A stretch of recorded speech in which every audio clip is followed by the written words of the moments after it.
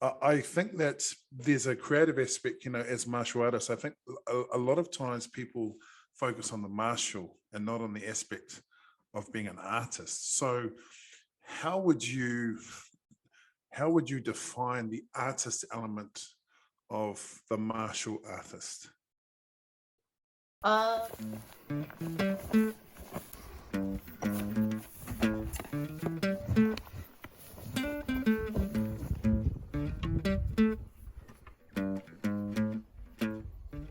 well, it's like everyone kind of has their own unique style.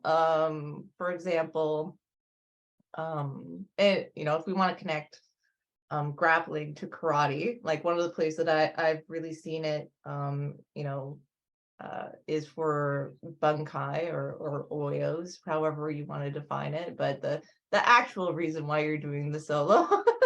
um, so one of the places where you'll see that, is like whenever I look at bunkai, I do generally see grappling techniques. I've always seen thrown because again, that was like my first art was in wrestling.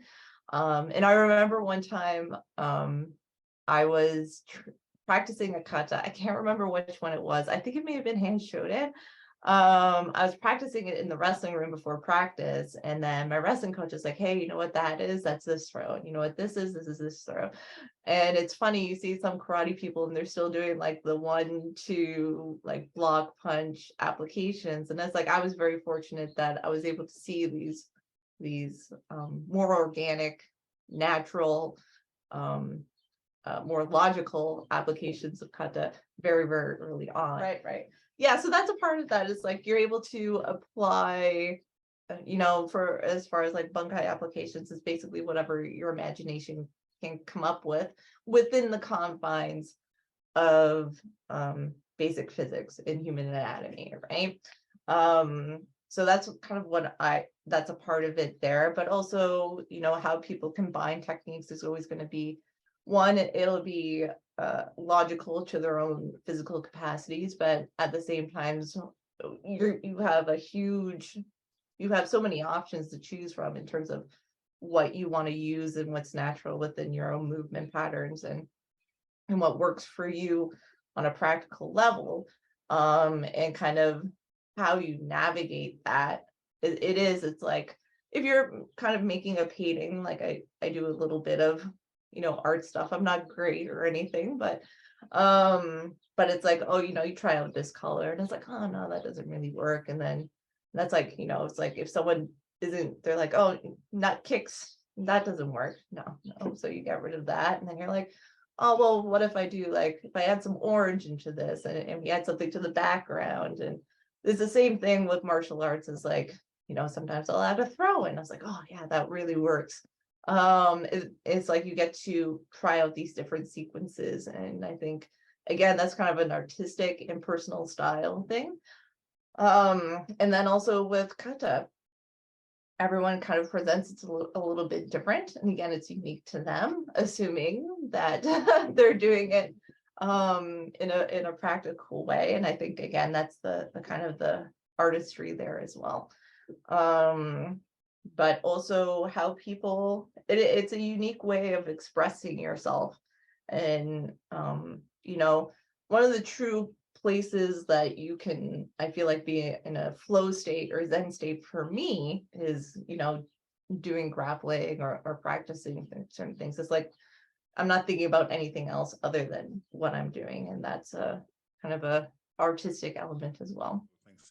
I think, in terms of that last point that you made, I think there's an immediacy to being in the martial arts, and the only place you can reasonably be. Like I practice Yadel, and I do stress practice Yadel, and one of the things I really enjoy about it is the only place, you're using a sword, right? So the only place you can be is using the sword. I'm not thinking about what happened an hour ago, what's going to happen a bit later, or bring out the washing machine, those kind of things.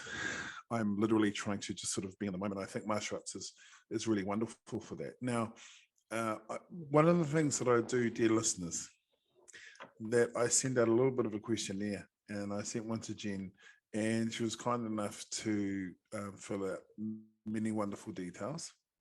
and one which has intrigued me. I said, what's, one of the questions that I asked in the questionnaire was, what's your favorite technique? And she put a number. One of the first ones she put up was Kata Guruma. Now, if you've done judo, Kata Guruma is literally physically putting someone across your shoulders, spinning them around, and then dumping them on whatever they choose to land on. So Kata Guruma. So when you were saying this whole time, when you've been talking about your wrestling background and so on, and you obviously your grappling, I was going, so Kata Guruma, care to expand on that? So one actually, so in wrestling, you don't necessarily pick them up and then lift them up and go over, but it's like it's just like any other throw, because it's like they're just sitting. The way I look at it, if you look at like a double where you lift someone up and then put them down, or a gauche, it's like you're lifting their hips off the ground. It's like all you're doing is replacing their legs with your body. That's always the way I've kind of thought about it. It's like if you need to like fix a post on a wall, it's like you need to put another post there to replace that one. So that's the way I've always kind of looked at. I've never, actually that's not true. A couple times I have been able to apply the fireman throw within a like a live training. But in wrestling, I never did it because I was kind of like afraid of it. But it is like probably my favorite just because it's really pretty. Like I think it looks nice. I really like it for the aesthetics. And this is the way I feel for any throw, it's like there's nothing like getting a throw just right where it's like they just fly over you. It's the best feeling, and they hit the mat. It's so good. My experience when I read that, my experience of Kata Guruma, so I did judo and jiu-jitsu, have done for a long time, badly, but I've done it. One of my sensei was like 6'3", and he'd do nice. Kata Guruma from he wouldn't drop to a knee, drop my body weight and sort of have me over the, bring me over the shoulder. He would work it out so that I would literally be 6 feet in the air, and then whoop, and it was like it happened in slow motion. I just remember slow motion, and then just all the air in my lungs and in my body and in my atoms rushing out all at once, and then rolling around the mat going, mother, mummy, mummy, mummy. So yeah, that's my experience of Kata Guruma. With the idea that training is an ongoing thing and that we're always seeking improvement, would you say, in terms of your personal philosophy, kind of moving through, is it about adding or subtracting?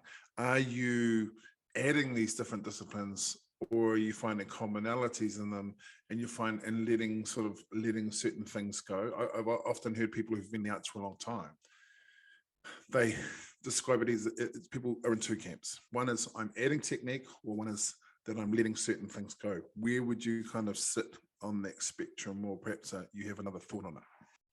Both, in a sense. Like there are certain things, for example, I don't practice kata very often. Like I think sometimes if I'm bored. What? No, I'm stopping you. I had no idea. Over. It's over. Get out. Get out.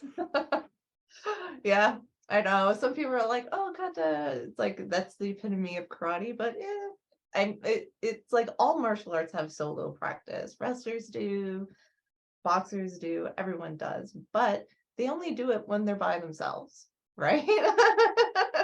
Whereas like karate people, they'll spend hours within a dojo with other people that they could be physically doing something with, but they're like, oh no, your toe is in the wrong place, you have to move it 50 degrees this way, and then the cut is right. And I think there's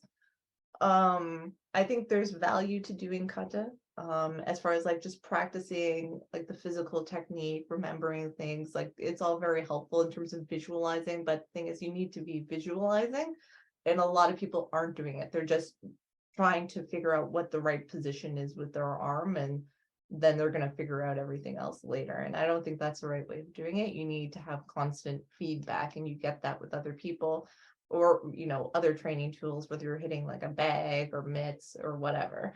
But if you're by yourself and you have no one to train with, yeah, of course, you know, visualize, practice things on your own, when you're warming up, whatever, like that's totally valid. I just don't think people should be spending all their time in the dojo just punching air when they could be doing something that's far more practical.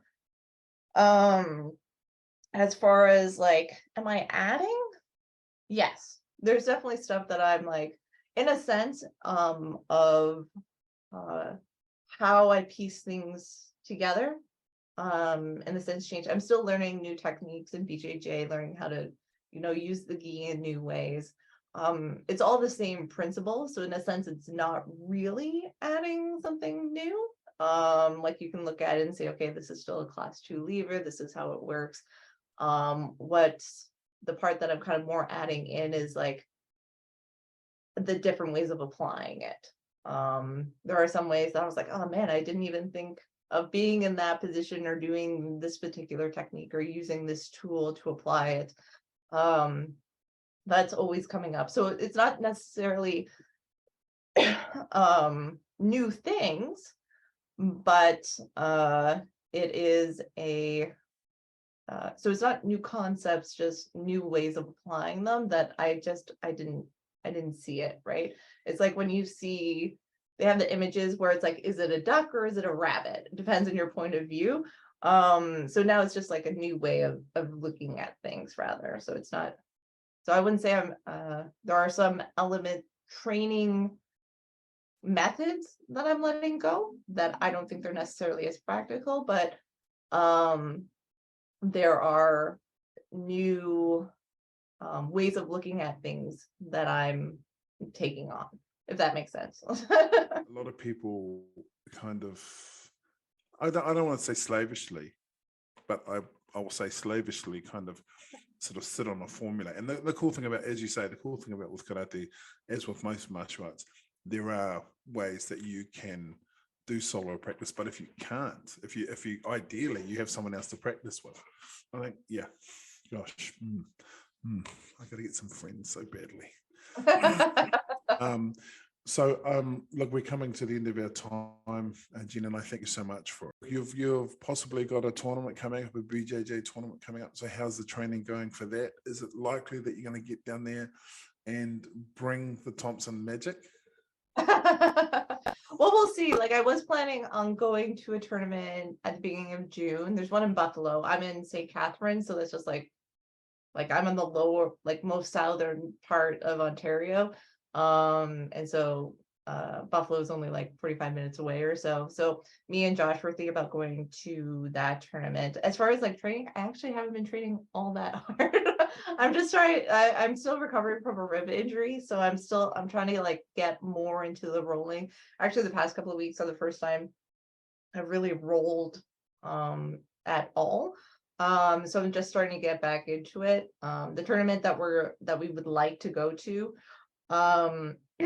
you're able to sign up for it's essentially 2 tournaments, but for one price. So you can go to, it's both gi and then there's a no gi section, which is really nice because you get a lot more matches. And it's a round robin. So it's instead of getting like one match and then if you lose, you're done. You're able to get like a good at least 4 other matches in, which is also nice. I did just look at who signed up and there's nobody in my category, which is like a big problem for me because I'm usually around like heavyweight division and a female at blue belt, and there's almost nobody in that division. So it's really hard to find competitors and to find people my size, which has been kind of frustrating. A lot of the times, the only time that I get to fight women who are my level and my size is in a tournament, because usually it's like we're lucky that we have a lot of women within our gym, but at the same time they're either smaller than me or a lower belt or a higher belt, so it's like I never get a good sense of how I'm doing unless I go into a tournament.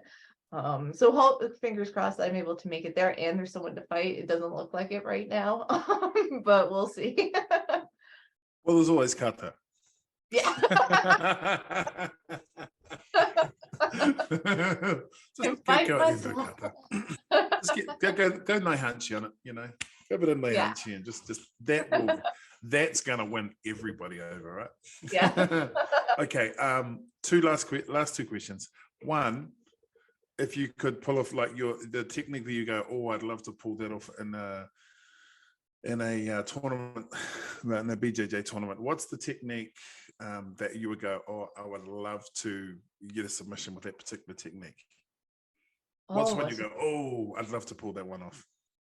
ooh.